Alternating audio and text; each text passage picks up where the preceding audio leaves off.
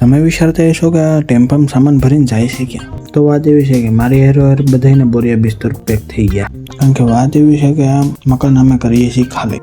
औरत का चक्कर बाबू भैया औरत. ના ઊંધો ન વિચારતા.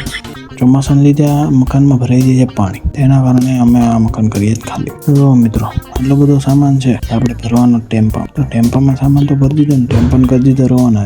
હું ટેમ્પામાં બેન રવાના થઈ ગયો, કારણ કે સામાનની રખવાલી કરવી પડે નહીં કે રોદા બધામાં સામાન પડી ગયા ને તો રોડ વચ્ચે આબરૂ કાકરા થઈ જાય.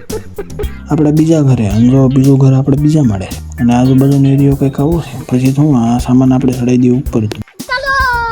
2 hours later. પર 2 કલાક તો સામાન ચડાવવામાં જ રહીને એમાં ફાટી રહી આપણે. કારણ કે વજનવાળું બહુ બધું હતું, હારવાર જીમનો સામાન હતો એમાં ફાટી રહ્યું વધારે. તો આ ઘર કંઈક આવું છે અને મિત્રો ઉપરનો નજારો કંઈક આવો છે. તો આગળના વિડીયોમાં બન્યા રહેજો અને આ વિડીયોને લાઈક શેર સબસ્ક્રાઈબ કરી દેજો. હું કંઈક નવો વિડીયો લઈને આવી હવે તમારા માટે. ત્યાં લગી બધાને બાય બાય.